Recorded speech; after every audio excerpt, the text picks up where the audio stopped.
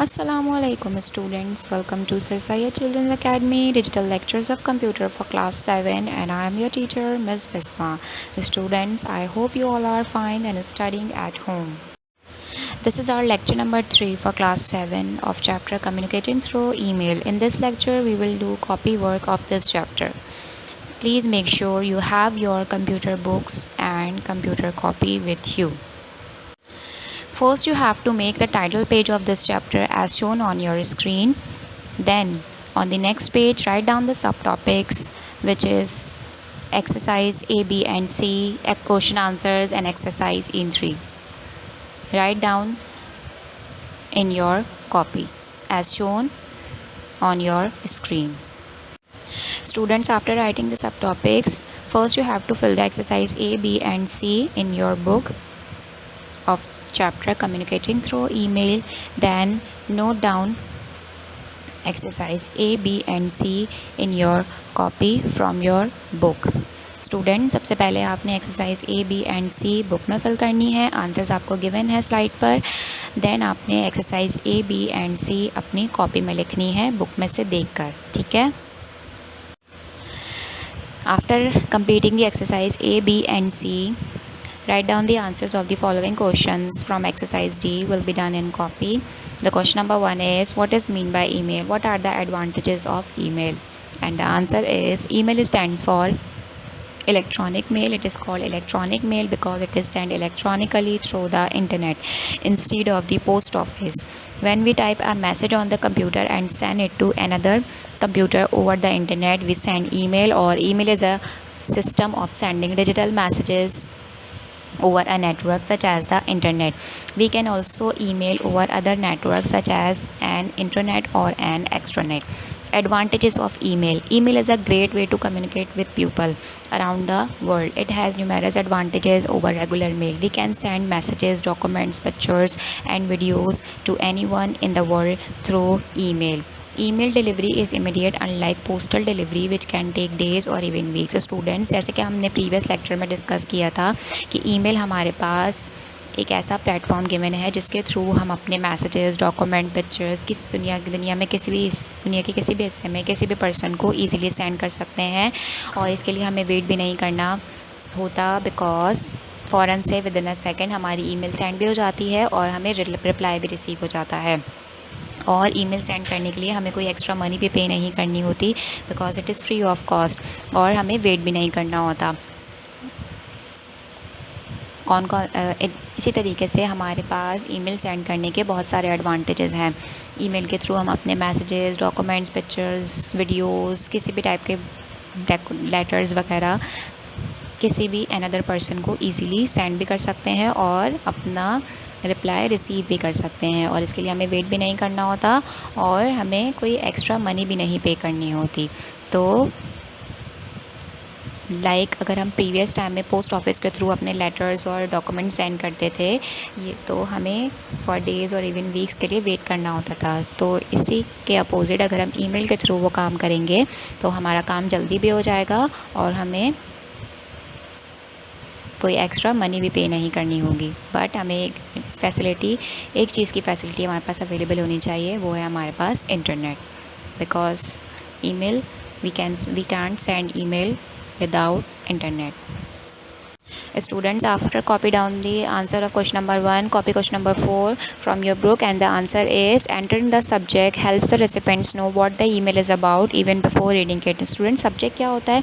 जब आप किसी पर्सन को ईमेल सेंड करना चाहते हैं तो उसके लिए आपको अपना ईमेल अकाउंट साइन अप करना होता है. ईमेल अकाउंट साइन अप करने के लिए आप अपनी ईमेल आईडी एंटर करते हैं, पासवर्ड एंटर करते हैं और साइन इन पे क्लिक करते हैं तो आपका ईमेल अकाउंट ओपन हो जाता है. वहाँ पर आपको एक ऑप्शन गिवन होता है कंपोज का. जब आप कंपोज पे क्लिक करते हैं तो आपके पास एक बॉक्स ओपन होता है, जिस बॉक्स को फिल करने के बाद आप अपनी ईमेल इजीली किसी भी पर्सन को सेंड कर सकते हैं. उस बॉक्स में हमारे पास बहुत सारे ऑप्शंस गिवन होते हैं जिसमें एक ऑप्शन होता है सब्जेक्ट का. सब्जेक्ट में हम क्या लिखते हैं?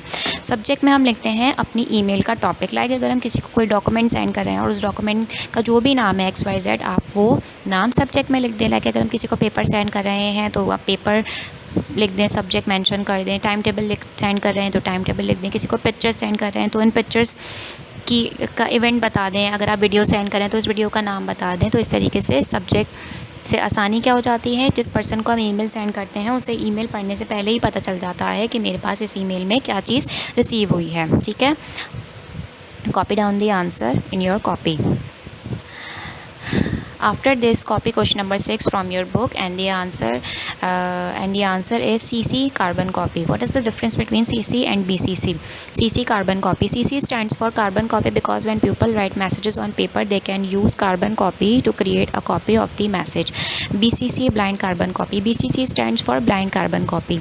When we send an email as a BCC, the recipients do not know that a copy has been sent to other people. Students, उस कंपोज बॉक्स में हमारे पास दो ऑप्शंस और गिवन होते हैं, एक होता है CC और एक है हमारे पास BCC। एक और भी होता है जिसे हम कहते हैं टू। बाय डिफ़ॉल्ट हम टू यूज़ करते हैं। टू में हम क्या लिखते हैं, उनका ईमेल एड्रेस जिन्हें हम ईमेल सेंड कर रहे हैं। ठीक है, और CC और BCC में भी हम ईमेल एड्रेस ही लिखते हैं उन पर्सन्स के जिन्हें हम ईमेल सेंड करना चाह रहे हैं। डिफरेंस क्या है दोनों में? CC stands for carbon copy. Carbon paper का नाम सुना होगा आपने। कार्बन पेपर हम क्यों यूज़ करते हैं? ताकि हम एज इट इज़ वही डेटा कॉपी कर सकें उस पेपर, कार्बन पेपर के थ्रू हमें अगेन एंड अगेन लिखना ना पड़े। अच्छा, इसी तरीके से CC हमारे पास ईमेल में जो ऑप्शन गिवन है, CC के बॉक्स में हम मोर देन वन पीपल की ID भी लिख सकते हैं, मगर हमें उनके बीच में कॉमास के थ्रू उन्हें सेपरेट करना होगा। लाइक हमने एक ID लिखी, फिर कॉमा लगाया, फिर हमने सेकंड पर्सन की ID लिख ली। मतलब बहुत सारे लोगों को अगर हम एक साथ वही सेम मैसेज सेंड करना चाह रहे हैं तो आप CC के बॉक्स में उनके ईमेल IDs एंटर कर सकते हैं। अच्छा, BCC में हमारे पास क्या डिफरेंस होता है? BCC में भी हम मोर देन वन पीपल्स के ईमेल IDs एंटर कर सकते हैं, बट इन दोनों में डिफरेंस ये है कि अगर आप चाह रहे हैं कि मैं जितने लोगों को अपनी ईमेल सेंड कर रही हूँ उन्हें पता चल जाए कि मैंने आपके अलावा भी मैंने बहुत सारे लोगों को ईमेल सेंड की है, तो हम उनके ईमेल IDs CC में लिखेंगे। ठीक है, लेकिन अगर हम चाह रहे हैं कि ये बात किसी को पता ना चले कि मैंने आपके अलावा भी यही सेम मैसेज किसी और को भी सेंड किया है ईमेल के थ्रू, तो आप उनके ईमेल IDs BCC में लिखेंगे। ठीक है, लाइक अगर हम कोई सीक्रेट मीटिंग कॉल करना चाह रहे हैं तो हम अपने एम्प्लॉयज़ को ईमेल सेंड करें, बट एक एम्प्लॉय मतलब हम जिन एम्प्लॉयज़ को ईमेल सेंड करें उन्हें ये ना पता चले कि हम मेरे अलावा भी ये ईमेल किसी और एम्प्लॉय को भी सेंड की गई है, तो हम उन एम्प्लॉयज़ की ईमेल एड्रेस BCC में लिखेंगे। लेकिन अगर हम चाह रहे हैं कि इससे कोई फ़र्क नहीं पड़ता कि अगर उन्हें पता चल भी जाए कि मेरे अलावा भी ये ईमेल किसी सेकंड पर्सन को या किसी और पर्सन को भी सेंड हुई है, तो हम उनके ईमेल IDs CC में लिख सकते हैं। टू CC एंड BCC में हम उनके ईमेल IDs लिखते हैं, ईमेल एड्रेस लिखते हैं जिन्हें हम ईमेल सेंड करना चाह रहे हैं। बट डिफरेंस इतना है कि CC में हम जो ईमेल एड्रेस लिखते हैं एक से ज़्यादा लोगों के, तो उन्हें पता चल जाता है कि मेरे अलावा भी ये ईमेल किसे सेंड की गई है और कितने लोगों को सेंड की गई है। लेकिन BCC में जब हम ईमेल एड्रेस लिखते हैं और ईमेल सेंड करते हैं तो जितने ईमेल एड्रेस हम एंटर करते हैं उनमें से किसी को पता नहीं चलता कि मेरे अलावा ये ईमेल मैसेज और किसको सेंड किया गया है। तो दोनों में ये चीज़ का डिफरेंस है। ठीक है, after completing the exercise D, copy question number 3 from exercise E.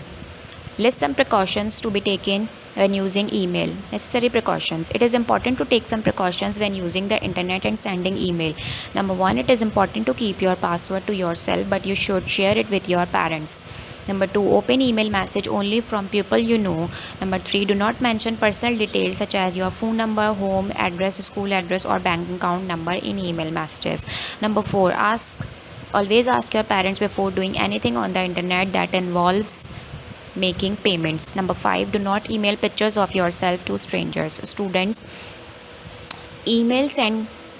Email account use करते हुए या फिर इंटरनेट यूज़ करने के दौरान आपने कुछ बातों का ख्याल रखना होता है ताकि आपको कोई नुकसान ना पहुंचा सके, आपकी चीज़ों को हैक ना कर सके। ठीक है, सबसे पहले ये है कि आपने अपनी ईमेल अकाउंट का पासवर्ड किसी को नहीं बताना। अपने पेरेंट्स के अलावा। मतलब आप अपने पेरेंट्स को बता सकते हैं, अपने पेरेंट्स से शेयर कर सकते हैं अपनी ईमेल अकाउंट का पासवर्ड, बट आपने अपने फ्रेंड्स में, कोलीग्स में, रिलेटिव्स में नहीं शेयर करना, ठीक है। Number 2, open email message only from people you know. Number 3, do not mention personal details such as your phone number, home address, school address और bank account number in email messages. Email messages के through अपनी personal details like आपका phone number, आपका घर का address, school address और bank account number किसी को शेयर नहीं करना या मेंशन नहीं करना, ठीक है। Number 4, always ask your parents before doing anything on the internet that involves making payments. अगर आपने किसी भी चीज़ मतलब इंटरनेट के थ्रू अगर आपने कोई पेमेंट करनी है तो सबसे पहले आप अपने पेरेंट्स से वो चीज़ डिस्कस करें, कि उनको बताएं कि हम इस वेबसाइट के थ्रू या इस तरीके से हम पेमेंट कर रहे हैं ऑनलाइन, तो उनको इन्वॉल्व रखें इस बात में, ठीक है। Number 5, do not email pictures of yourself to strangers. अपनी पिक्चर्स ईमेल के थ्रू किसी भी स्ट्रेंज पर्सन को या किसी भी स्ट्रेंजर को सेंड नहीं करें, ठीक है। तो ईमेल यूज़ करते हुए और इंटरनेट यूज़ करते हुए आपने इन तमाम बातों का ख्याल रखना है, ठीक है। That's all for today. Keep watching and keep learning with SSCA YouTube channel. Kindly subscribe our YouTube channel to get notified about the new lectures and press the bell icon. Thank you. Allah Hafiz.